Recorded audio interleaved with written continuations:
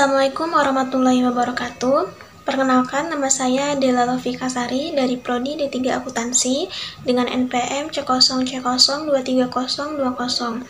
Baik, di sini saya akan membuat tugas untuk mata kuliah akuntansi perpajakan dengan dosen pengampu Bapak Madani Hatta, SCMSI Akasi Sierra.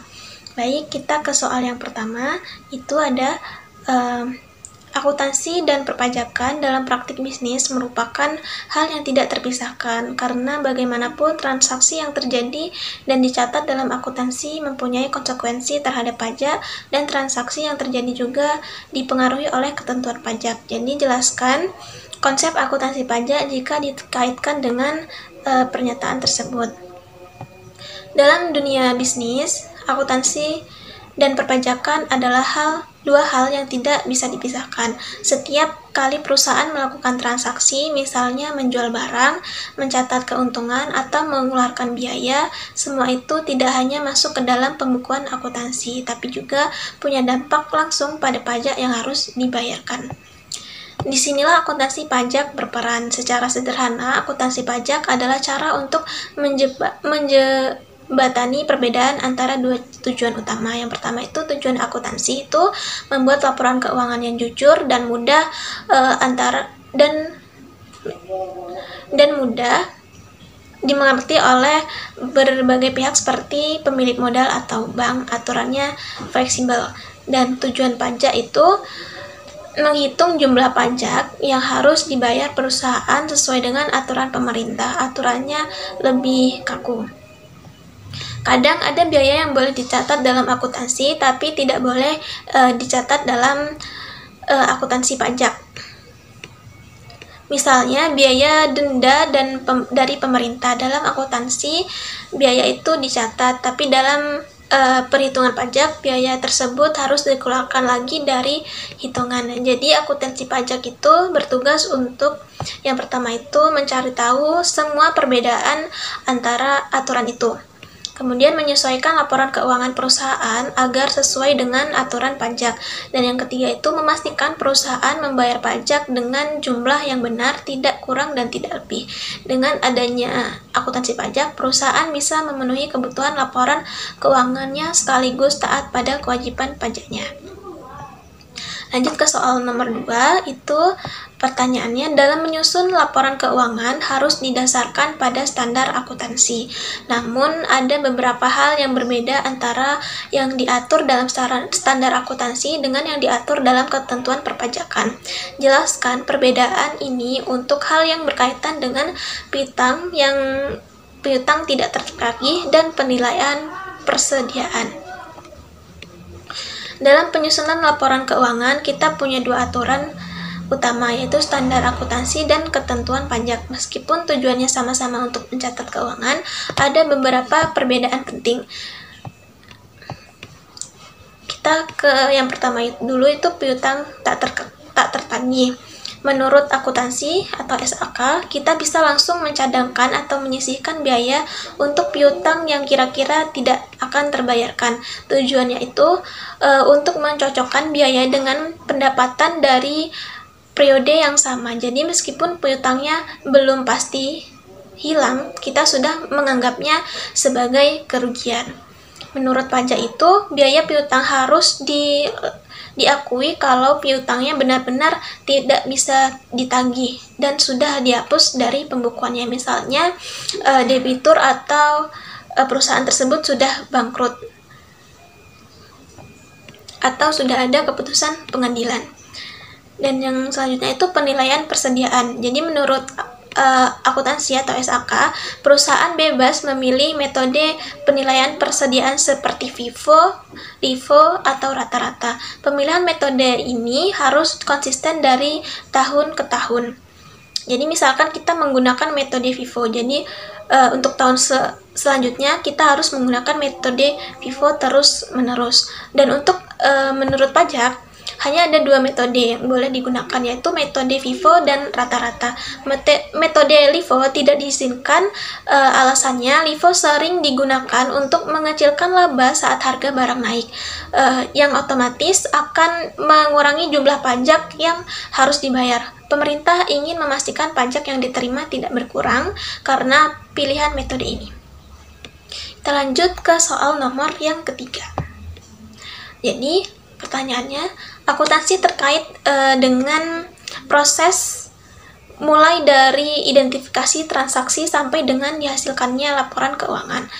Sedangkan dalam ketentuan perpajakan juga dikenal dengan pembukuan, yang hasil akhirnya berupa laporan keuangan fiskal. Jadi, jelaskan ketentuan perpajakan terkait masalah pembukuan dan bagaimana juga dengan adanya ketentuan yang memperbolehkan tidak menyelenggarakan pembukuan namun menggantinya dengan melakukan pencatatan. Jadi dalam dunia perpajakan, setiap wajib pajak harus mencatat keuangannya. Ada dua cara yang bisa dipilih, yaitu pembukuan dan pencatatan, tergantung dari jenis dan ukuran usaha mereka. Untuk pembukuan itu proses pencatatan keuangan yang lengkap dan terperinci. Di sini semua transaksi dicatat secara rapi mulai dari harta, utang, modal, penghasilan sampai biaya. Hasil akhirnya adalah laporan keuangan seperti neraca dan laba rugi. Siapa yang wajib melakukan pembukuan? Yaitu semua perusahaan wajib pajak badan. Dan kemudian pengusaha pribadi yang omsetnya atau penghasilan kotornya itu lebih dari 4,8 miliar dalam setahun.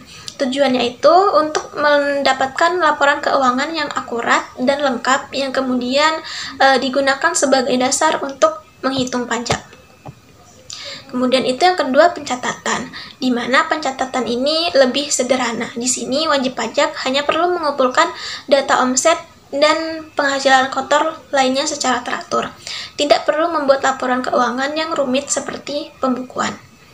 Siapa yang boleh melakukan pencatatan? Yaitu pengusaha pribadi yang omsetnya kurang dari 4,8 miliar dalam setahun, dan mereka yang memilih menggunakan norma perhitungan penghasilan neto atau NPPN. Jadi tujuannya itu agar pengusaha kecil bisa memenuhi kewajiban pajaknya tanpa harus ribet dengan pembukuan yang kompleks.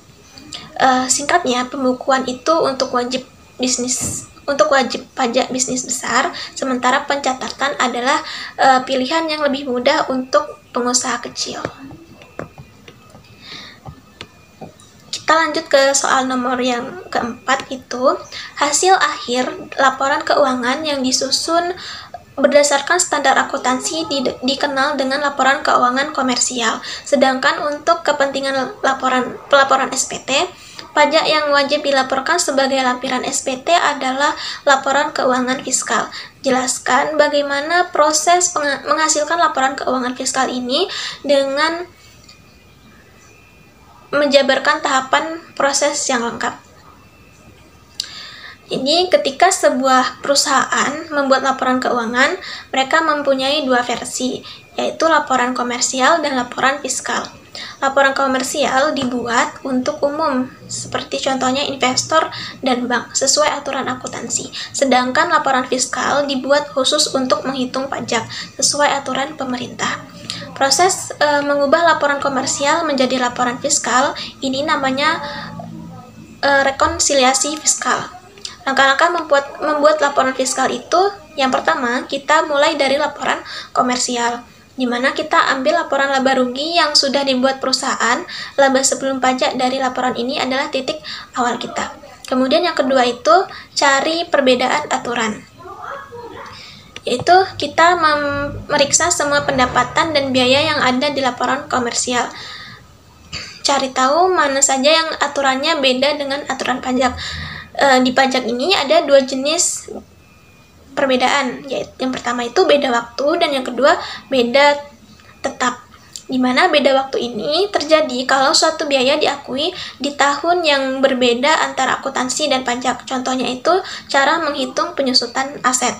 Dan yang kedua itu beda tetap, di mana terjadi kalau suatu biaya atau pendapatan diakui di akuntansi tapi tidak pernah diakui di pajak. Contohnya itu biaya denda atau sumbangan yang tidak boleh mengurangi laba kena pajak.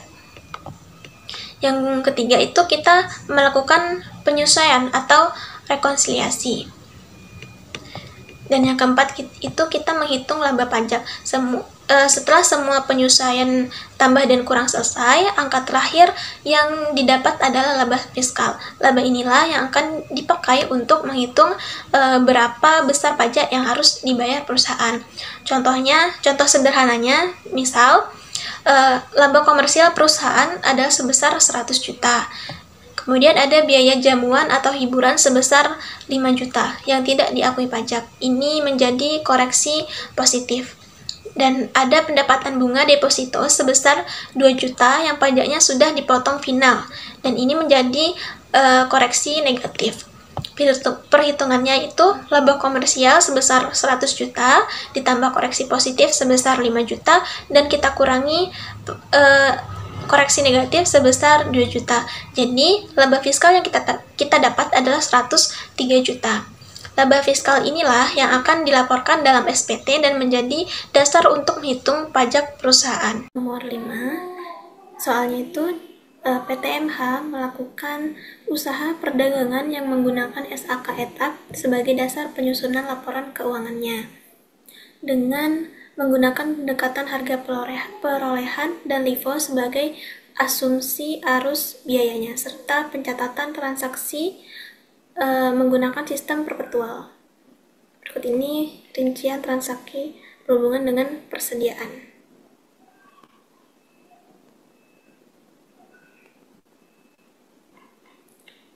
Jadi di sini diminta yang pertama itu hitung laba komersial perusahaan untuk tahun 2024. Kemudian ada ketentuan pajak tidak mengizinkan menggunakan asumsi arus biaya LIFO dalam penilaian persediaan. PTMH memilih menggunakan asumsi arus biaya FIFO untuk keperluan menentukan laba fiskal tahun 2024. Hitung berapa laba fiskalnya dan jelaskan dampak selisih perhitungan laba ini terhadap konsekuensi perpajakan.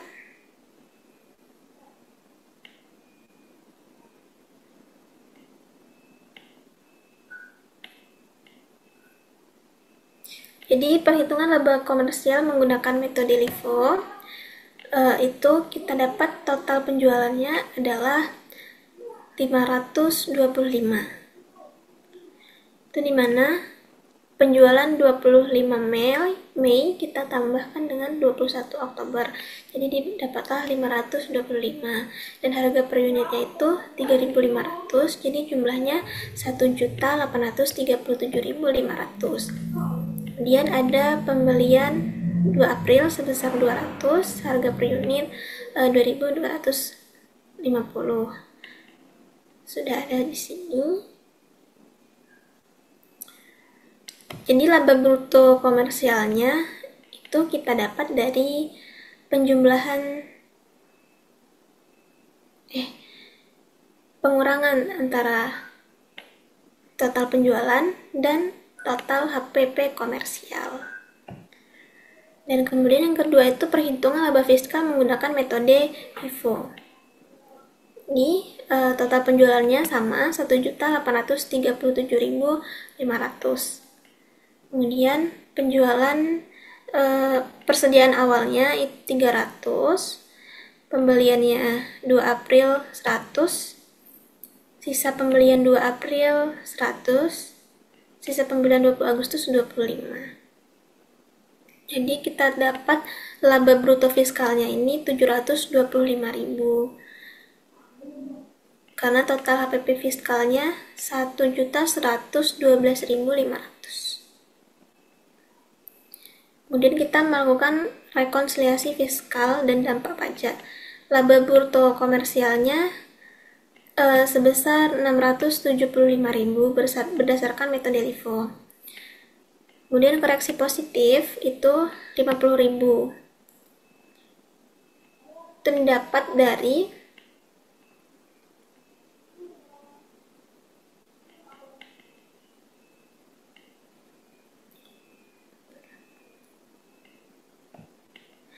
didapat dari 725.000 kita kurangkan dengan 675.000. Ini 50.000. Kemudian laba bruto fiskalnya itu 725.000 itu dari perhitungan laba fiskal. Jadi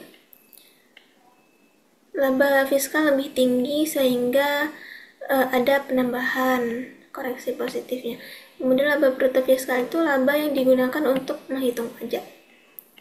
Jadi pajak uang terutang akan lebih besar karena laba fiskal lebih tinggi.